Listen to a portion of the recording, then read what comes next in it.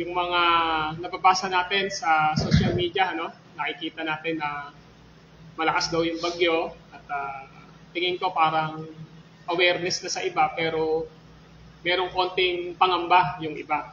Pero tayo, bilang mga mananampalataya, lagi tayo nagtitiwala sa sovereignty ng ating Panginoong Diyos na nasa Kanya ang control ng lahat ng bagay. Kaya sa kabila nun, narito pa rin tayo, sumasamba sa ating Panginoong Diyos at masigit na hinihingi sa ating panalangin na doobin niya na yung bagyo ay pahintuin na niya at hindi na makaapekto pa sa maraming lalawigan, bayan dito sa ating bansang Pilipinas. Tayo muna po ay manalangin. Let us pray. Panginoon po namin Diyos na banal at makapangyarihan sa lahat, kami po ay nagpapasalamat at nagpupuri sa iyo sapagkat pinagkalooban niyo po kami ng inyong biyaya ng pamamahala o yung tinatawag na ruling grace ninyo sa amin. Nasa pamamagitan po ng aming Panginoong Jesucristo, ng Kanyang salita at ng pagkilos ng Banal na Espiritu, ay patuloy na na-experience namin ang spiritual na paglago at pagsunod at paglilingkod sa iyo. Ikaw din ang nagkakalob sa amin ng maayos na kalusugan, ng pagbibigay ng kagalingan at ng pag-iingat, at higit sa lahat, kayo din ang nagkakaloob ng lahat ng aming mga pangangailangan sa aming pong mga buhay. Lahat ng ito ay kinikilala namin na biyaya ng inyong paghahari o pamamahala sa buhay namin lahat. Maraming salamat po. Gayunpaman, alam namin sa aming mga sarili na patuloy niyo pa kami na sinasanctify o pinagtatagumpay o nililinis sa mga kahinaan pa ng kasalanang natitira sa aming laman. Sa kabila na kami ay inyong pinawalang sala na naging matuwid sa inyo. May mga pag-iisip, pananalita at gawa kami na hindi po ayon sa inyong salita. Bilang mga anak ninyo, narito kami, humihingi po ng patawad sa inyo at sinasabi namin, Ama, patawarin niyo po kami sa aming lahat ng mga nagawang pagkakasala at hindi pagsunod sa inyong salita. Alang-alang kay Kristo Jesus na aming katwiran at tagapamagitan sa inyo. Salamat sa inyong makaamang pagpapatawad. Ngayong umaga, amin ding inaalala na walang nangyayari sa mundo na hindi nagdaan sa inyong pahintulot at panukalaan. Ngayon ay nagbabanta ang bagyo na si Yuan, Panginoon, na kung saan sabi po ng Pag-asa ay super typhoon hanggang signal number 5 at ngayon ay maaari siyang makaapekto na o maapekto na sa aming bansang Pilipinas. Pero Lord, lahat ng bagay ay nasa ilalim ng inyong kapangyarihan at pagkukontrol. Kaya hiling namin sa inyo at pakiusap, Lord, ikaw ang magpahinto nito. Nawa, ayon sa inyong pahintulot at kagustuhan, pahintuin niyo na po ito. Hindi na po ito magbigay pa ng anumang pinsala sa mga ari-arian at higit sa lahat sa mga tao. Sapagkat alam namin na sa nakaraang bagyo na Pino ay marami na pong naapektuhan. Tulungan niyo na makita ng mga tao na kung wala ka, wala po kaming magagawa. Kaya sa inyo kami nagtitiwala. At Panginoon, alam namin na ang purpose ninyo ay upang makita namin na ang tao sa kanyang pagiging makasalanan at malayo sa inyo ay patuloy na nagiging dahilan kung bakit maraming baha sapagkat sa pagiging hindi mabuting katiwala ng maraming tao. At higit sa lahat, ipaunawa nyo na ang purpose ninyo dito ay huwag kami magtiwala sa inyo. Hindi namin alam ang lahat ng bagay, pero kailangan namin ipasakop sa inyo ang buhay namin bilang Panginoon at sariling tagapagligtas. Ngayong umaga, pagpalain niyo po ang salita niyo na aming pagsasalusaluhan batay sa pagpapahayag ng pananampalataya ng inyong iglesyang ito mula sa banal na kasulatan. Ito ang aming dalangin sa inyo, Ama, sa pangalan ni Kristo Jesus. Amen. Patuloy nating tinatalakay at ipinapaliwanag ng inyong lingkod ang Heidelberg Catechism. At ang ating tinatalakay ay ang patungkol sa the Lord's Supper o ang banal na hapunan, sa iba ay communion. Kung inyo naalala, last Sunday school natin sa Lord's Day 28, question and answer 75, napag-aralan na natin yung pag-define o pagpapaliwanag mula sa banal na kasulatan sa Heidelberg Catechism na yung tanong sa 75, question 75, paano ka napapaalalahanan at nabibigyan ng katiyakan sa banal na hapunan ng Panginoon na ikaw ay kabahagi na nag-iisang pagpapasakit ni Kristo na naganap sa krus at ng lahat ng kanyang biyaya? So, tinatanong ngayon dito na paano tayo napapaalalahanan at nabibigyan ng katiyakan sa banal na hapunan ng Panginoon na ikaw ay kabahagi ng iisang pagpapakasakit ni Kristo na naganap sa krus na ang tawag dito ay biyaya. So ngayon pinapakita sa atin dito na ang lahat ng ginawa ni Kristo sa krus ay nagre-reflect. Ibig sabihin ay nakikita natin sa pagdaraos natin ng Lord's Supper. Malinaw sa ating pag-aaral na ang tinapay ay simbolo ng katawan ng ating Panginoong Jesucristo at ang wine o grape juice ay simbolo ng dugo ng ating Panginoong Jesus. Sinagot po ito, ang sabi dito, sa ganito, ipinag-uutos ni Kristo sa akin at sa lahat ng mananampalataya na kainin ang pinagpira-pirasong tinapay at uminom sa saro bilang pag-ala-ala sa Kanya, kalapit ang mga pangakong ito.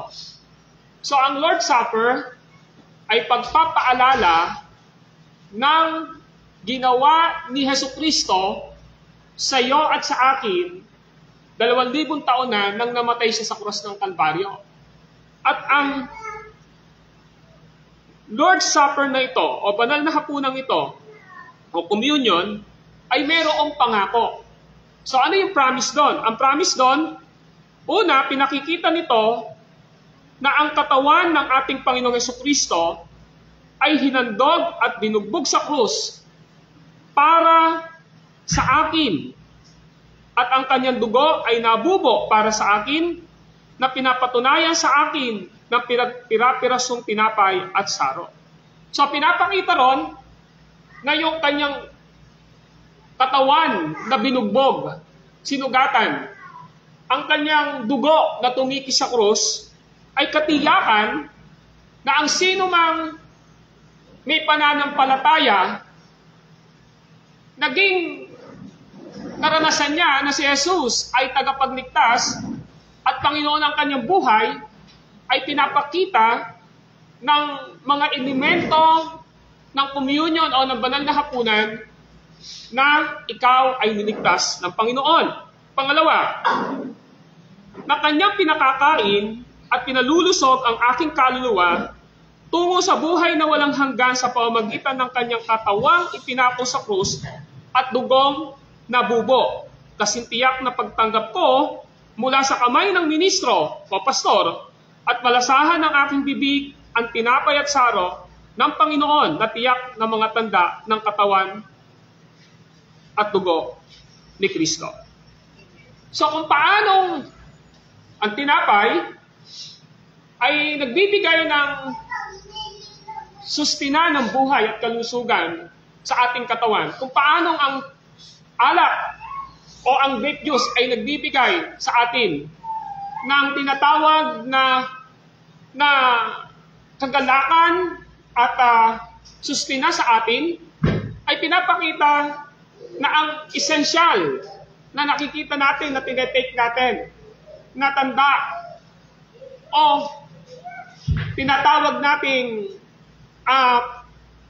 tanda ng katawan at dugo ni Jesus ay nagpapakita sa atin na tayo, every time na nag-take ng mga elemento ng banal na hapunan o ng communion, ay tinuturo niya sa atin na tayo ay pinapalakas at pinapalago sa ating spiritual life kung bakit makikita natin na sa lahat ng sakramentong dalawang ito ay nagpapakita na mayroong binigay na dapat nating malasahan. Nalalasahan natin ang tinapay, nalalasahan natin ang grape juice o ang wine na nilalagay, kinakain. Pansinin nyo, yun yung pinakamaganda ron. May Word of God, mayroong elemento ng Lord's Supper, nalalasahan natin, nakita nyo? At ito ay nagpapakita na tayo ay tiniyak na nakaranas na ng totoo ng buhay na walang hanggan dahil sa katawan at dugo ni Jesus na siya nagligtas sa atin. Ngayon, dako tayo sa question and answer 76. Kung ganoon, ano ang kahulugan ng kainin ang ipinakong katawan ni Kristo at pag-inom ng dugong binugo ni Kristo? So ano ba yung kahulugan? Pag ba narito ngayon, nakita natin na meron ditong bread at meron ditong grape juice or wine. Ano ba ang kahulugan nito? Bakit pinapakain sa atin? Bakit pinaiinom sa atin ang mga elementong ito na tanda ng dugo at katawan ni Kristo na once and for all ay naganap doon sa krus ng Kalbaryo? Ito ang sagot. Hindi lamang tinatanggap ng pusong sumasampalataya ang lahat ng kapighatian at kamatayan ni Kristo na nagdudulot ng kapatawaran sa kasalanan at ng buhay na walang hanggan. Hindi lamang ito, kundi lalong maging makaisa ng kanyang banal na katawan sa pamamagitan ng banal na Espiritu na tumatahan kay Kristo at pati na sa atin. Upang nang sa ganoon, kahit na nasa langit si Kristo, tayo naman ay nasa lupa, tayo pa rin ay laman ng kanyang laman at buto ng kanyang buto.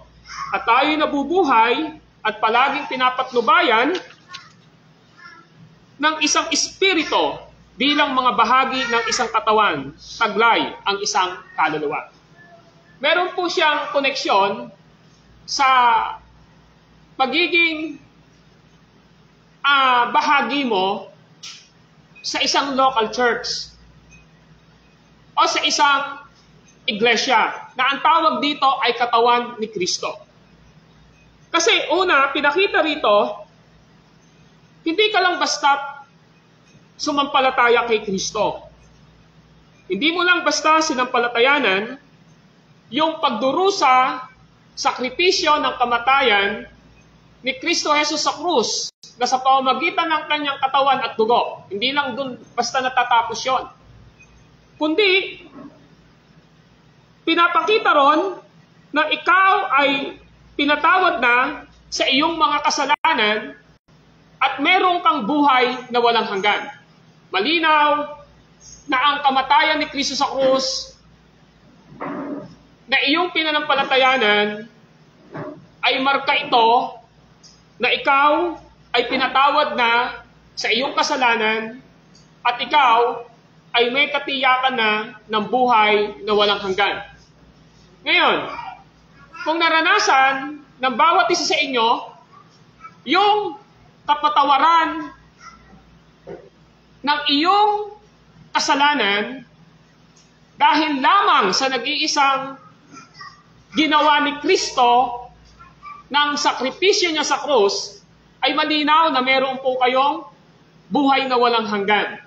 Pero, hindi ho doon nagtatapos yun.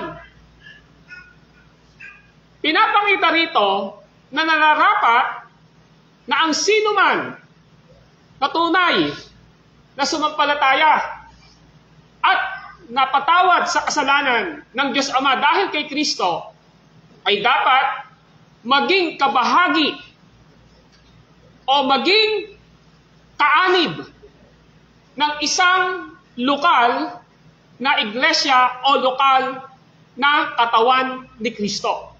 At ano ito? Church. So, ibig sabihin, malinaw sa atin na ang pagiging kaanib ng bawat isa sa inyo dito sa local church natin, ng ating Panginoong Jesucristo, ay pagpapakita na ikaw ay tunay na sumampalataya kay Kristo at tunay na pinatawad ka sa iyong kasalanan at tunay na may buhay na walang hanggan ka. Kaya ibig sabihin, walang totoo na naligtas, walang totoo na anak ng Diyos na hindi kaanib ng isang lokal na iglesia, which is katawan ng ating Panginoong Jesucristo. Kaya nga ang sabi rito ay ito,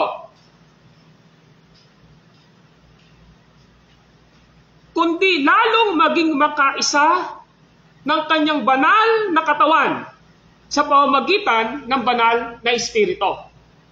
Malinaw ang sinasabi ng ating Heidelberg Catechism. Ang sabi, lalong maging makaisa.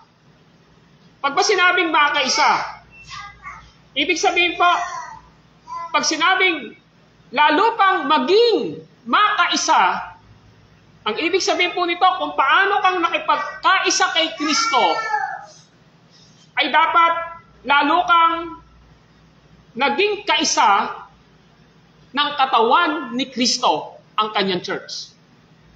Naku na? Sabi ng Bible, sa 2 Corinthians 5:17, subalit, ang sino mang nakipag-isa kay Kristo. Kaya ibig sabihin, kung nakipagkaisa ka kay Kristo, kung nakipagkaisa ka kay Kristo, ang ibig sabihin nito, magre-reflect ito sa iyong lubos pang pakikipagkaisa sa church, sa katawan ng ating Panginoong Jesucristo. Kaya, ang malinaw dito, yung nagsasabi na nakipagkaisa siya kay Kristo, yung nagsasabi na siya ay sumampalataya kay Kristo, yung nagsasabing siya ay pinatawad na sa kanyang kasalanan ng Ama dahil kay Kristo, yung nagsasabing siya ay may buhay na walang hanggan na, subalit hindi siya nakipagkaisa sa isang lokal na iglesia o na church na katulad natin ito. Hindi ho yun totoong ligtas. Hindi ho yun totoong ligtas. Dahil ang iyong pakikipagkaisa kay Kristo ay pakikipagkaisa sa kanyang katawan. At ang katawan ng ating Panginoong Jesucristo dito sa lupa ay walang iba kundi ang kanyang church. Kaya ang sabi ng Heidelberg Catechism, ang linaw, ang sabi niya, kundi lalong maging makaisa ng kanyang banal na katawan sa pamamagitan ng banal na Espiritu na tumatahang kay Kristo at pati na sa atin. Ibig sabihin po, kung ang iyong katawan ay nananahan